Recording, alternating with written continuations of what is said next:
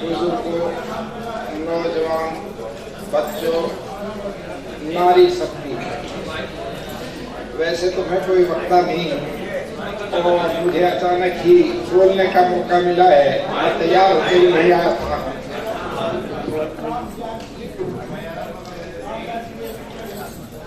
जिनको यहाँ बोलना था वो किसी वजह से चंडीगढ़ राज्यपाल के प्रोग्राम में उनको जाना पड़ गया और वो पहुंच नहीं पाए यहाँ। सबसे पहले तो मैं वह करंट ही टॉपिक चल रहा था, उस करंट टॉपिक पे ही आगे बढ़ूं।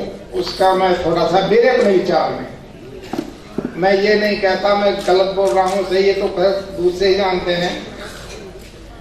एक तो ये आरक्षण वाली बात चल रही है। आरक्षण जिनको मिलता है क्या वो बगैर मेहनत के मिल जाता है? उसमें कंपटीशन नहीं होता। आरक्षण उसमें भी कंपटीशन है। दूसरी बात यह है आरक्षण के बगैर कौन सा समाज है जो आरक्षण नहीं ले रहा? आप गिनवा के देखो। कोई आर्थिक ले रहा, कोई जाति आधार पर ले रहा, कोई किसी और उस पर ले रहा, आरक्षण से भी ले रहे हैं। और वो लोग फाइट कर रहे हैं जिनके मंत्री हैं, सीएम हैं, और आरक्षण के लिए जिन्होंने 30-30, 40-40 आदमी मर भी गए हैं, मृत्यु को पहुंच गए हैं इस संघर्ष के लिए, और अभी भी वो संघर्षरत हैं। ऐसा ही राजस्थान में, ये किस्सा मैं हरियाणा का बता रहा हूं क्योंकि शायद आप भी सभी अखबारों में पढ़ते होंगे। राजस्थान में गुर्जरों ने क्या किया था, वो भी आरक्षण के लिए लड़े और शायद 5% आरक्षण को मिल भी गया।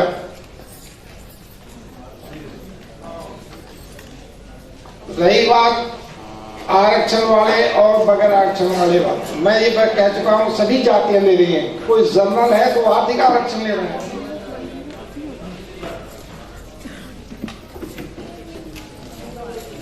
दूसरी बात यह है जो वहां न्याय करने वाले हैं या अपॉइंटिंग अथॉरिटीज हैं वो मोस्टली जनरल हैं।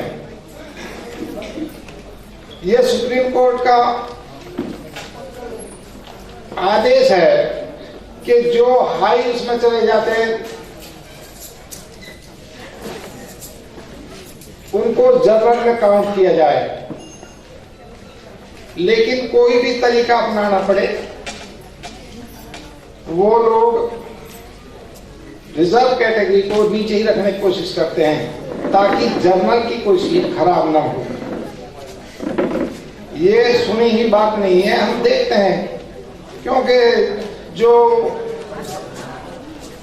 गवर्नमेंट सर्विस में है उन लोगों को सबको पता होता है।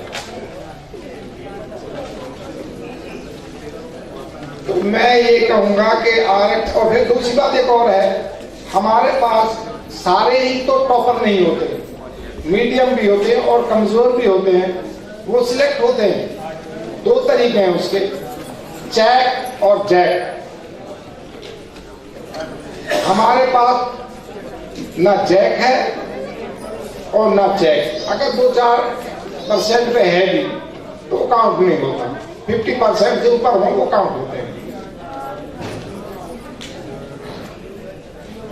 तो कोई चीज हमें मिलती है तो हमें ले लेनी चाहिए। वैसे तो ये कहते हैं कि छीनने से मिलती है, लेकिन हमारे बस की ये छीनने वाली बात तो नहीं है। अगर हमें किस तरीके से मिलती है, किसी स्पोर्ट से मिलती है तो हमें ले लेनी चाहिए। ये मेरी अपनी निजी राय है। दूसरी बात अभी चल रही थी कि जो लड़कियां पढ़ जाती हैं उनके लिए लड़के की समस्या है। ये मानते हैं कि समस्या है, लेकिन कई बार ऐसा भी तो हो एडजस्टमेंट। एजुकेशन का मतलब खाली ये नहीं है कि भाई हमें हाई लेवल का ही मिले, एडजस्टमेंट। अगर कोई बच्चा इतना ज्यादा पढ़ा लिखा नहीं है, आजकल तो वो जमाना गया, तो मियाँ बीवी दोनों कमाते तब अच्छा गुजारा होता है। तो एडजस्टमेंट ये है कि लड़की अच्छी पढ़ जाती है और लड़का थोड़ा कम पढ़ा लिखा है, तो वैसे एडजस्ट है, तो उसके साथ अपना जो है तालमेल बैठा। एजुकेशन ये नहीं कहती कि भाई तालमेल मत बैठा, क्योंकि आजकल लड़कियां बहुत ज्यादा पढ़ रही हैं। ये कहते हैं ना कि भाई लड़कियों को शिक्षा पे ध्यान दो, लड़कियों को, ये ठीक है, लड़कियों की शिक्षा पे ध्यान दें, लेकिन लड़कियां तो आप कहीं भी चले जाओ, देहात में चले जाओ, आपको लड़कियां ही नजर आएंगी। लड़के तो बहुत कम पढ़ रहे हैं। ये खुशी की बात है, ये बहुत ही खुशी की बात है। और इसके साथ साथ हमारे हरियाणा में तो लेडीज का खास तौर से हमारे समाज की बात बता रहा हूँ, रख के करोगे पढ़ा के, रोटी तो थापनी है, कौन सी कुर्सी तोड़नी है, ये उनकी भूल है।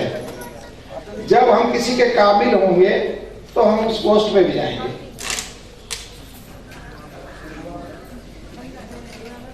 दूसरी सोच मुझे यहां का पता नहीं, एक और है, ज्यादा से ज्यादा +2 तक लड़की को पढ़ाते हैं और उसके बाद अरे अब क्या करना, पढ़ा के पढ़ेगी बस। फिर +2 के लिए तो कोई खास नौकरी नहीं है, जब तक हाई लेवल के कम से कम ग्रेजुएशन तो हो।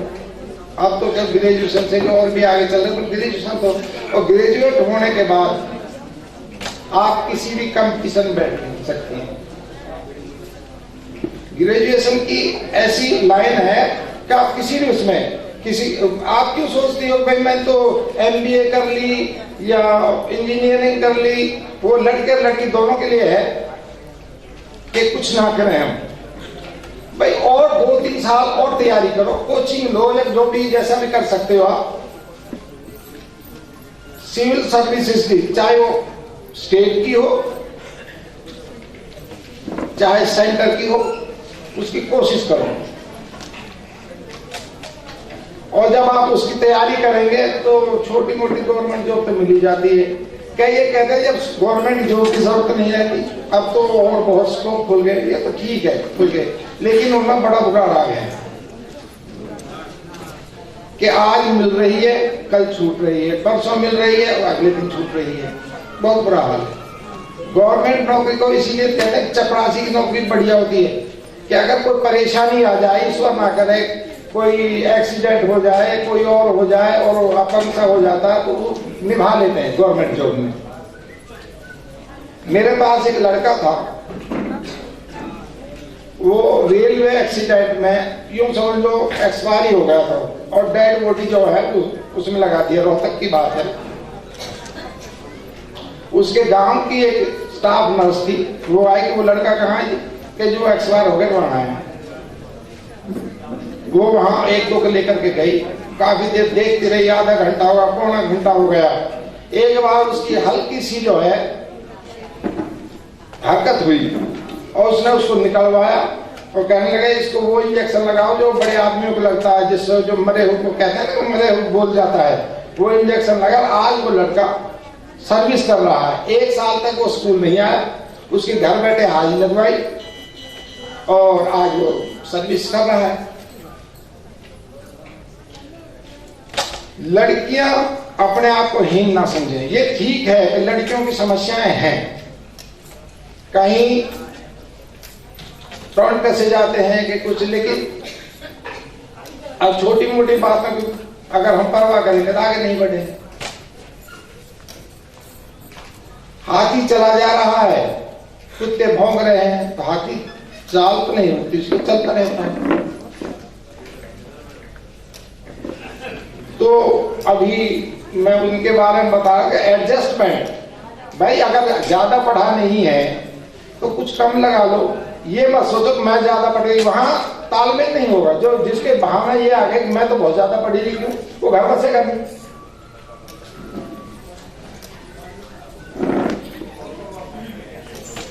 अब लड़कियों की एजुकेशन मैं अनुरोध करूंगा माँ बाप से भी कि कुछ हीन भावना, खासतौर से माताएं, लेडीज, नारी नारी की दुश्मन, ये माँ कई बार ऐसा पक्ष करती है, लड़के को कोई चीज दे रही है, लड़की को नहीं दे रही, दूध दे रही है, लड़की को नहीं दे रही, तू बैठा रहे, तू काम कर ले, तू पढ़ ले, या प्राइवेट स्कूल में जा, जो सरकारी में जाएगी। तो ये माताएं, ये भी कुछ पक्षपात करती हैं। हमारे प्रधानमंत्री भी कह रहे हैं बेटी बचाओ बेटी पढ़ाओ, और जब बेटियां नहीं होंगी तो फिर आगे संतान की बढ़ोतरी कैसे होगी। और इस बात पर तो मैं इसलिए जोर नहीं दे रहा, मैं पहले ही कह चुका हूं कि लड़कियां बहुत ज्यादा पढ़ रही हैं, अपने समाज में बहुत चेंजिंग है।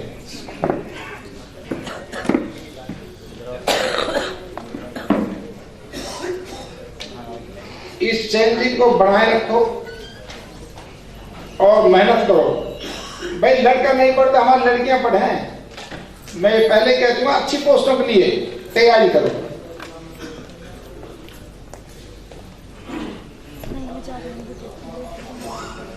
इधर लड़कों की बात है, वैसे तो कोई भी समाज बगैर एजुकेशन के उठा नहीं है। शिक्षा बहुत जरूरी है। शिक्षा के बाद आता है संगठन। जहां शिक्षा वहां संगठन भी होना जरूरी है।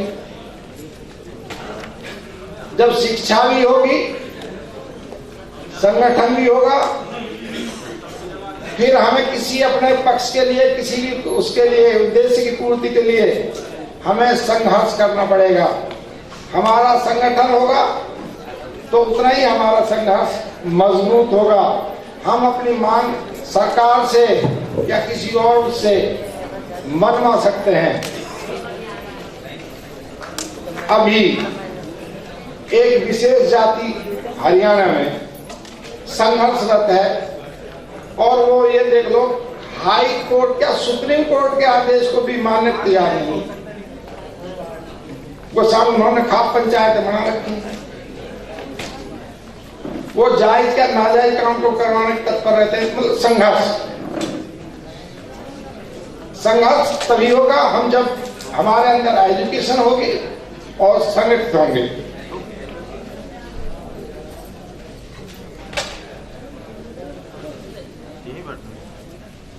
बाकी और बहुत सी बातें हैं। समाज हमारा उठेगा तभी जब हमारे पास एजुकेशन होगी और हम हीन भावना को छोड़ देंगे। हम ये ना सोचे, आप देखो अभी ये बात बता रहे, जादव साहब बता रहे थे कि हम कचेर शब्द लगाने में भी संकोच करते हैं। आपको ऐसे ऐसे गोत्र बता दें जो आप लगा नहीं सकते और वो लगा रहे हैं, चाहे उनके अंदर एजुकेशन अच्छी है, अच्छी पुस्तकों पे। सूरी शब्द है, सूरी किसको कहते हैं? हम एक जानवर है, लेकिन पंजाबियों में गोत्र है, वो बड़े शान के साथ फला सूरी, मैडम सूरी, वो नाम भी नहीं लिखते, बस सूरी सूरी होती रहे। तो हम अच्छे काम के लिए संकोच किसी बात का?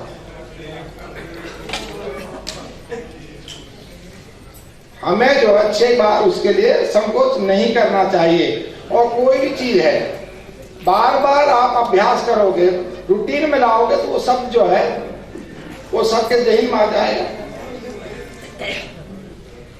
तो इस चीज के लिए आप संकोच ना करें।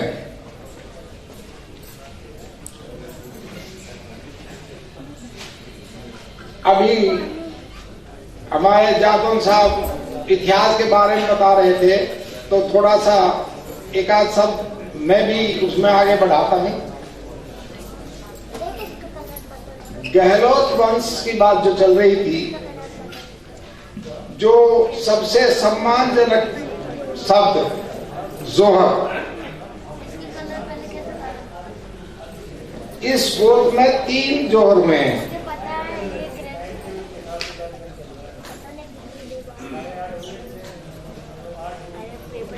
रानी पद्मावती जो 1600 रानियों को लेकर या वीरांगनाओं को लेकर के जोहर किया था।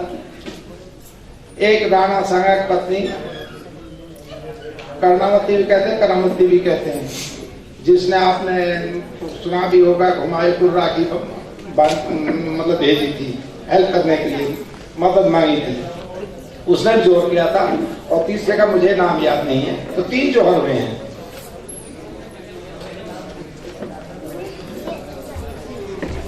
ये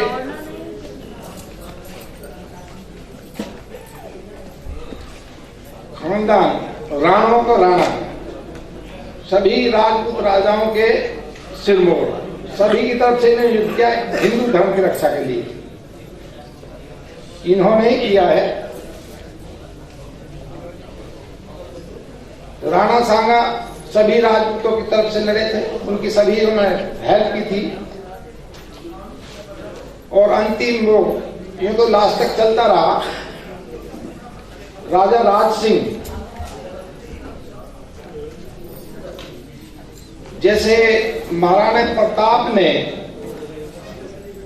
मुगलों के कोई अधीनता स्वीकार नहीं की थी, उसी प्रकार लास्ट जो राजा राज सिंह हुए हैं इसी खानदान से, वो भी बहुत बहादुर थे। उन्होंने समझौता किया मुगलों से, लेकिन दबाव का नहीं। उनके राज्य में जैसे और हाजी लगाते थे, जिन्होंने डोले दिए अपने बेटियां भी आई थी, वो हाजी लगाते थे, लेकिन वो हाजी नहीं लगाते थे, बराबर का सम्मान रखते थे। और लास्ट में ईस्ट इंडिया कंपनी से उनका समझौता हो गया था, और समझौते के बाद वो शांति से रहने लगे। उससे पहले तो शांति से रहने ही नहीं दिया गया। सारे राजपूतों ने आधीनता स्वीकार कर ली, सिर्फ इस परिवार को छोड़ करके। तो इन्हीं शब्दों के साथ मैं अपनी वार्ता को